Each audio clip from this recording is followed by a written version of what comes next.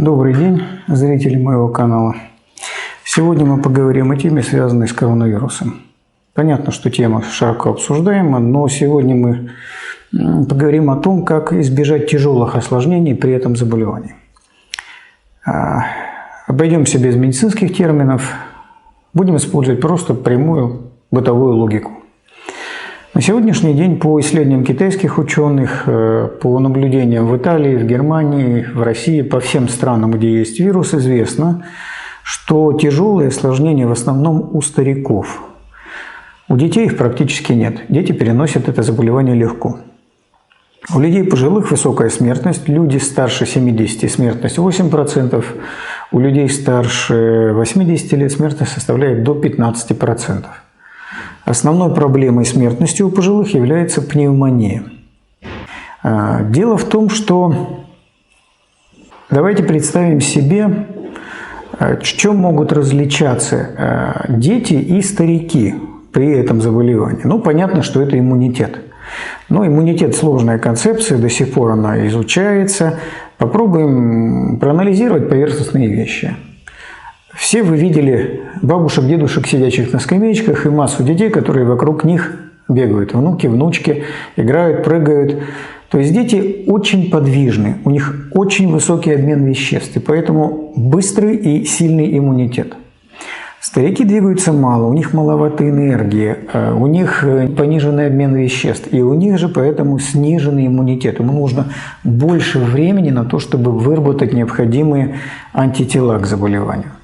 Таким образом, основная задача – это обеспечение энергии организма, в том числе пожилого человека. Откуда ее взять? Энергией организма заведует обмен веществ. Обмен веществ – это определенные химические реакции, которые проходят в теле. Это очень похоже на костер. Больше дров горит ярче и лучше. Но помимо дров нужен еще воздух, а конкретнее кислород, который содержится в воздухе. Происходит процесс окисления, и мы получаем энергию, тепло, свет. В человеческом организме обмен веществ играет примерно такую же роль.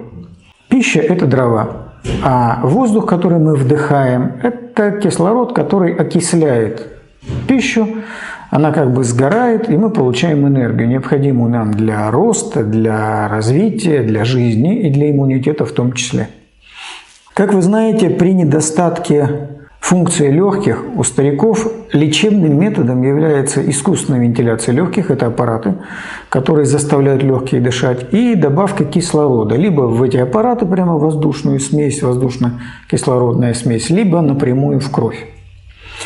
Дело в том, что нарушение функции легких обусловлено очень простой вещью. У детей легкие достаточно объемные, полные, они работают всей поверхностью. У стариков эти легкие уже маленькие. Ну, вот вам пример.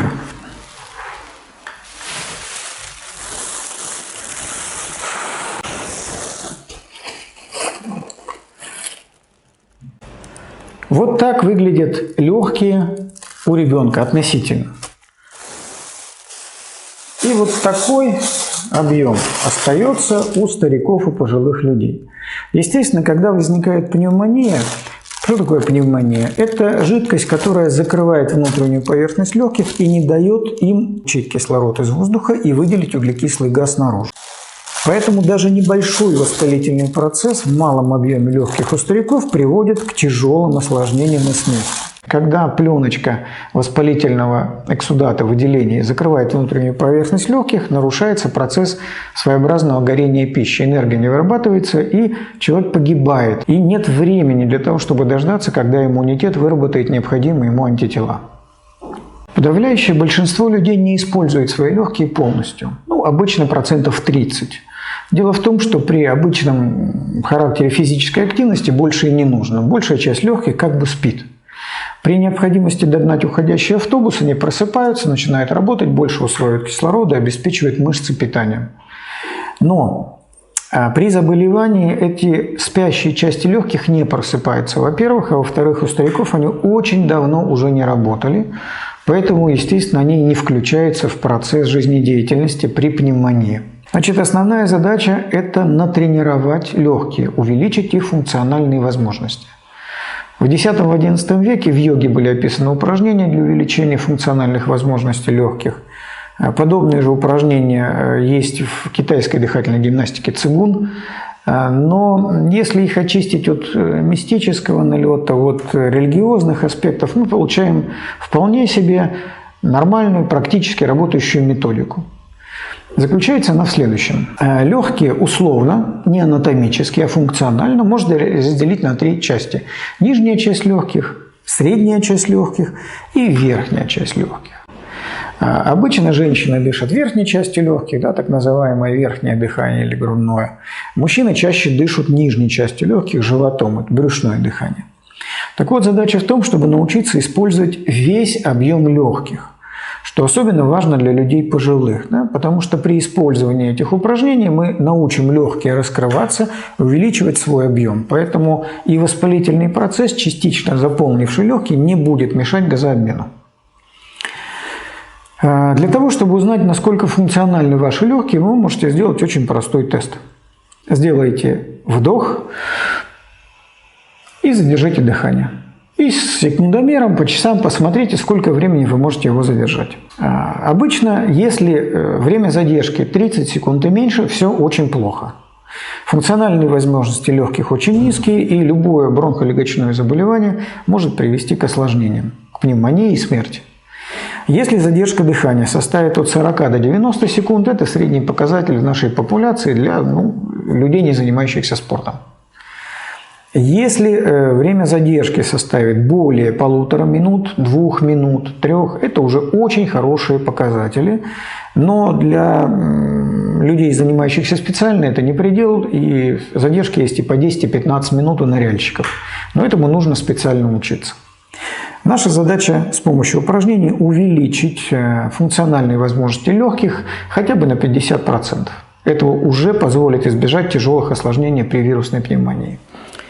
Итак, как выполнять эти упражнения? Нижнее дыхание. Нижнее или брюшное дыхание выполняется с помощью диафрагмы. Диафрагма – это мышечная пластина, которая делит брюшную полость и грудную, отделяет их. Когда мы выдвигаем живот вперед, диафрагма опускается, и нижняя часть легких засасывает воздух. Вот это брюшное дыхание. Делается за счет живота. Второе дыхание – это средней частью легких или реберное дыхание. Делается вот этими ребрами, раздвигая их как бы в стороны.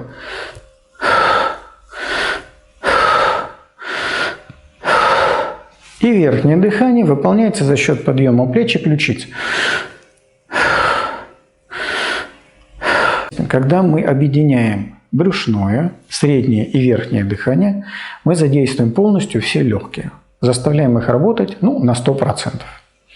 Выполняется вдох следующим образом. Сначала брюшное дыхание, потом среднее и потом верхнее. Таким образом мы заполняем легкие снизу доверху.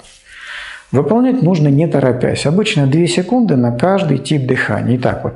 1, 2, 3, 4, 5, 6. Я чуть утрирую, показывая эти движения, чтобы вы лучше это понимали и видели. Старайтесь делать это не торопясь. В начальном этапе для того, чтобы контролировать правильность выполнения движений, можно использовать руки, которые показывают вам, как движется брюшная стенка, ребра или плечи.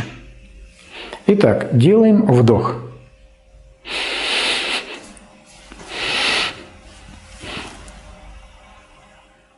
После вдоха сделайте 5-7 секунд паузу, по своим ощущениям, кому как комфортно, для того, чтобы дать кислороду выйти через легкие в организм. После этого делается выдох. Выдох делается снизу вверх.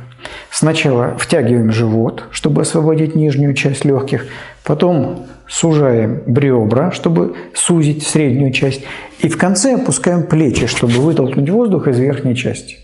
Почему в такой последовательности? Когда мы сделали вдох, в нижней части, первая у нас наполнилась воздухом, уже пошел интенсивный газообмен. Пока мы наполнили доверху все легкие, там уже кислород усвоился, выделился углекислый газ. Его нужно в первую очередь и вытолкнуть. В то время, пока воздух будет выходить из нижней части, в верхней части легких произойдет газообмен, кислород усвоится, выделится углекислый газ. И в конце мы вытолкнем его наружу. После выдоха тоже делается 1-2 секунды пауза по собственным ощущениям. Итак, цикл выглядит следующим образом.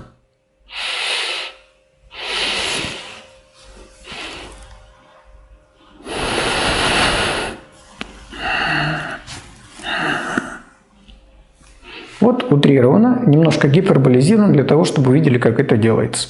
Руками можно на начальных этапах себе помогать. Затем просто, без рук, выполняться будет так.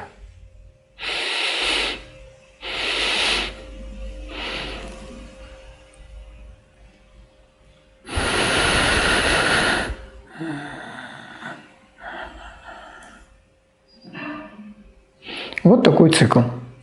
Таких упражнений нужно сделать 10 раз, каждые 30 минут.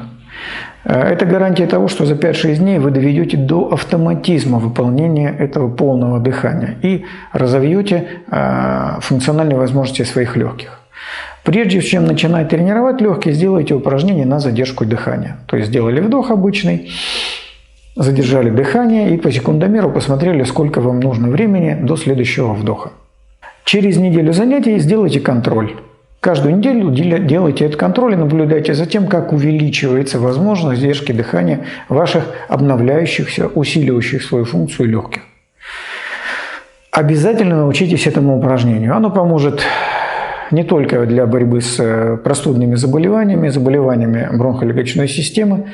Это поможет, и при занятиях спортом. Второе. Обязательно научите своих родителей. Это тоже им поможет при борьбе с заболеваниями. И обязательно научите бабушек и дедушек.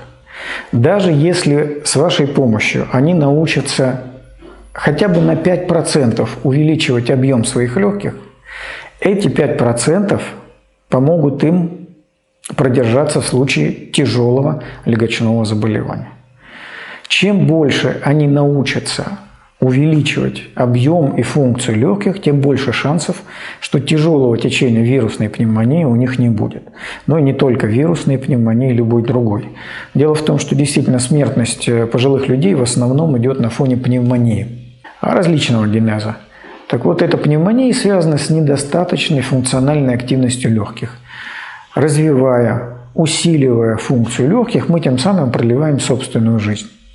Занимайтесь. Здоровья!